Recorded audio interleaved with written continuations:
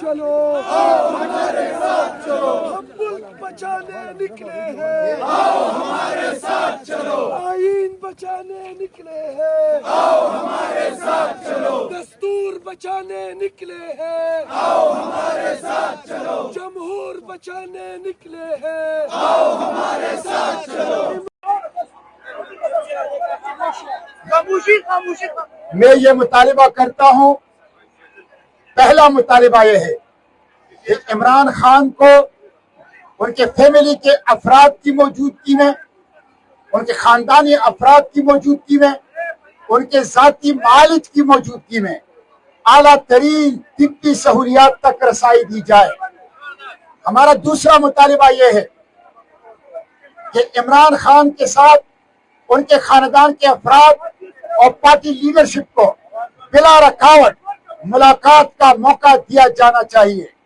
ہمارا تیسرا مطالبہ یہ ہے کہ عمران خان حکومت کے قید میں ہیں، ناجائز اور ناروا قید کے اندر ہیں، اور اس قید میں گزشتہ 3 ماہ سے وہ شکایت کر رہے تھے کہ ان کی آنکھ کے اندر درد ہے اور شدید تکلیف ہے، لیکن ان ظالموں نے ان کو ڈاکٹر تک رسائی نہیں دی، جس کی وجہ سے ان کی آنکھ کی بینائی ضائع ہو گئی ہے۔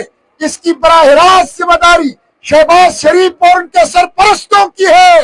اور میں یہ کہہ چکا ہوں، میں یہ کہ یہ قرآنی قانون ہے، خدائی قانون ہے کہ جان کے بدلے جان ہے اور آنکھ کے بدلے آنکھ ہے۔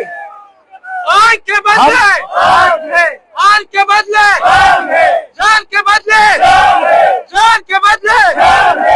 ہم یہ چھوٹا مطالبہ کرتے ہیں کہ عمران خان، شاہ محمود قریشی، اعجاز چودھری، اب گزشتہ دنوں میں اعجاز چودھری سے ملاقات کے لیے گیا لاہور میں۔ اعجاز چودھری صاحب کے ساتھ ملاقات میں انہوں نے مجھے بتایا کہ ان کو 7 مقدمات میں 244 سال قید کی سزا ہوئی ہے۔ 244 سال قید، یہ ظلم ہے، یہ فاشزم ہے۔